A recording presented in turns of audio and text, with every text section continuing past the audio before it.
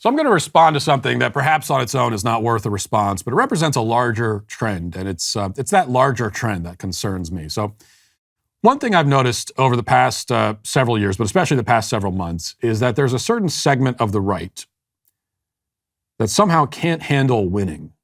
Or maybe they don't want to win, or perhaps they're envious that they're not the ones personally achieving these victories. Like they don't want to win if they won't get special credit for it. Whatever it is, whenever we here at the Daily Wire have success with something, there are those on the right who seem utterly determined to find fault with it.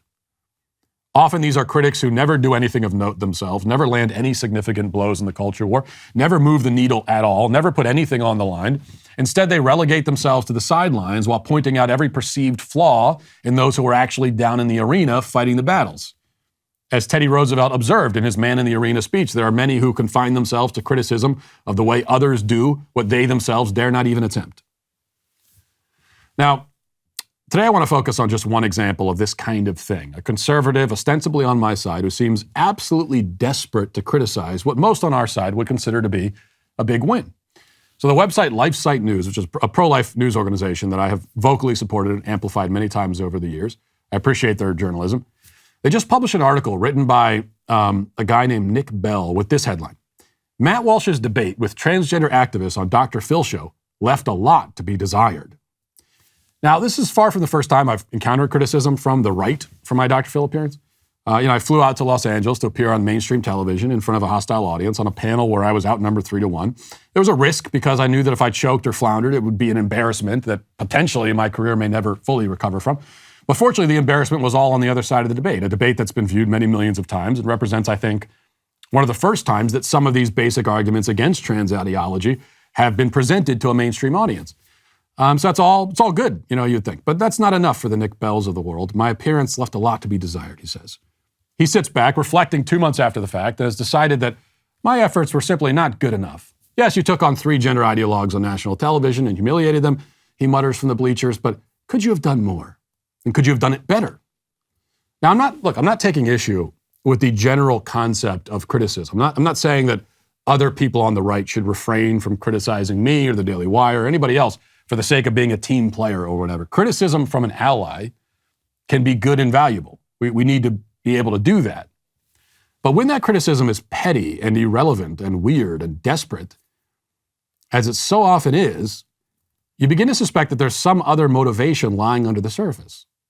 And I do have that suspicion about this article, as the author Bell seems to spend most of the essay grasping around in the dark for something to criticize. He begins with this odd paragraph. He says, quote, "The 2 non-binary guests seem to be likable enough.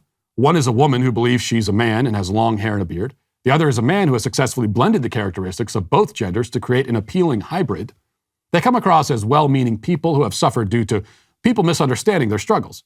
In that context, simply using their preferred pronoun seems a small ask." Now, for the record, not to split beard hairs here, but the one with the beard is a man, the other's a woman. I wouldn't call either hybrid appealing, personally, and I definitely don't think my opponents on stage were well-meaning or kind or likable or anything like that. And it is indeed a big ask that I should deny reality for their sake. Now, he goes on in circuitous fashion, circling around whatever point he seems to want to make. Seems to think that I was caught up too much in semantics by focusing on the definition of a woman rather than the more important issues. He then makes this really bizarre claim. He says that conservatives must, quote, "make the case that transgenderism inflicts unacceptable damage not only on those who dissent from it, but also on the transgenders themselves, as well as children caught up in a social contagion." Much of Walsh's appearance on Dr. Phil exemplified the predicament of conservatives when they forfeit this crucial piece of their argument. Well, what? How did I forfeit the claim that transgenderism hurts kids? I specifically make that point during the episode. I make that point all the time. You'd be hard-pressed to find anyone in media anywhere who makes that point more often than I do. Surveillance is only increasing. And the thing about surveillance is, man, it's tough. You gotta hate that surveillance. I could riff on surveillance all day, but instead I'll just tell you this. You can help protect your data from being tracked, and I urge you to do that by getting ExpressVPN.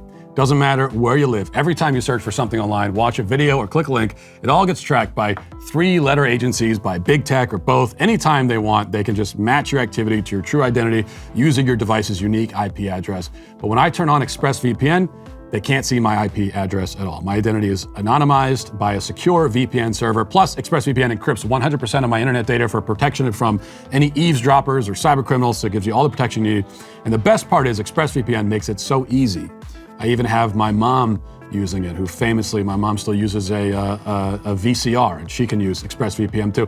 The app literally has one button. You open it up on your phone or computer, hit that big on button to connect, and that's it, you're protected. So stop handing over your data to the government and big tech companies. Keep your data to yourself. Defend your rights with the same VPN that I use. Visit expressvpn.com/MattWalshShow to get 3 extra months free, or click the link in the description below.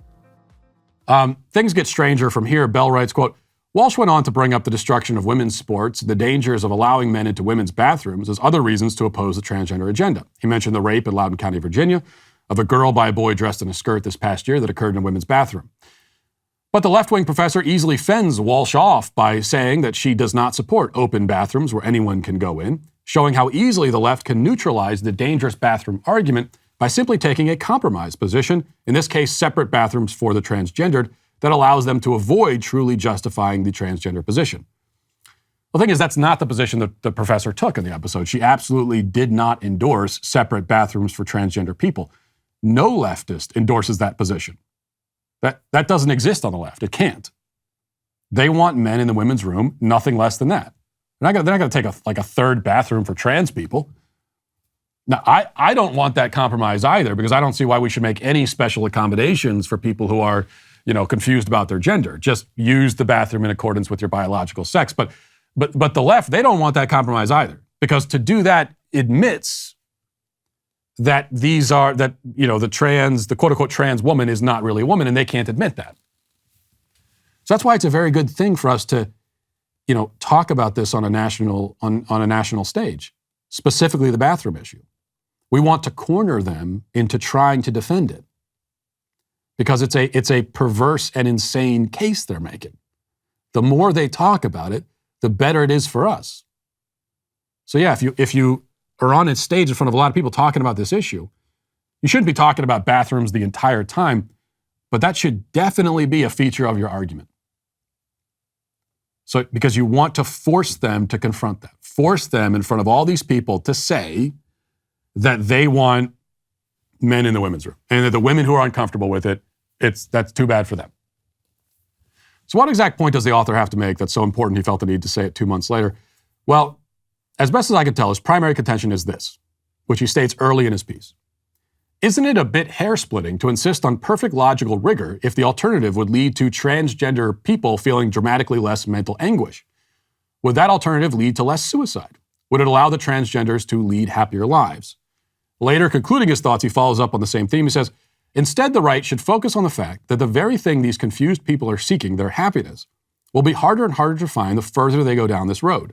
Walsh gets closest to this sort of argument when he briefly takes exception to the transgender agenda being foisted on kids, but failed to develop the argument. As a result, much of its force was squandered. This dynamic is a microcosm for the state of the debate writ large. The right would be better served by shifting the argument from an exclusive focus on girls' sports and dangerous bathrooms to the well-being of the gender-confused and the increased likelihood for confusion among children. The argument for truth and honesty in sex and gender is dramatically more powerful when the true stakes of the issue, the happiness and wholeness of real vulnerable people, are at the forefront. Now, you wonder if Bell actually watched the Dr. Phil appearance, or if maybe he spent the last 2 months trying to find a reason to disprove of the performance and couldn't find one, but he owed the editors an article, so he decided to pull this one out of his drafts and submit it anyway. Whatever twisted path led to this thing being published, the fact is that I do not focus the debate exclusively on sports and bathrooms. I just don't do that. So what's the real problem here? A lot left to be desired. What's left to be desired exactly? He devoted 2,000 words to the subject, and I still have no idea. And he's also wrong. This is the most important thing. Lots of other conservatives are wrong about this also. So it's an important point. The primary focus of our argument against gender ideology should not be the well-being or happiness of the gender confused. It also shouldn't be protecting children. That shouldn't be the primary focus. That's not our first point. Now, these are obviously very and very important things, and we should emphasize them and fight for them, obviously. But the primary point in our argument against gender ideology is that Gender ideology itself is false and incoherent. That's the main point. If you make something else your primary focus, you're surrendering the strongest argument, which is that the left's entire position is insane, garbled, nonsensical, hollow. It's wrong. They're wrong. Simple as that. They are making claims that are wrong. The fact that the false claims harm people is secondary because the reason they harm people is that they are false. You can't argue for gender ideology's harmfulness until you've established its wrongness. That's what makes it harmful, is that it's wrong. If it were true that a boy might be a girl trapped inside of a boy's body, and that if that's true, then who are we to say it's harmful for him to go out and pursue his true female identity? It's not true, it's a lie. And that's why it's so harmful. And so you have to start by establishing that it is a lie, that it's false. That's the point of the what is a woman question. It's not semantics, it's crucial. It's the core of our argument. It is our argument. So maybe I'm being hard on the author. Maybe he's sincerely just confused about my strategy on Dr. Phil, my overall approach to this issue, but it does seem to fit into a pattern of people on the right, some people, noticing a victory on our side and then laboring strenuously to discredit it, no matter how trivial or trifling they have to be in their efforts. We already know what Teddy Roosevelt had to say about such people. I'm not as eloquent as him, so instead I'll just say to them, you're canceled. Well, I hope you enjoyed that clip from the Matt Walsh Show. If you did, go ahead and hit that subscribe button right down there so you can stay up to date on all of our future content.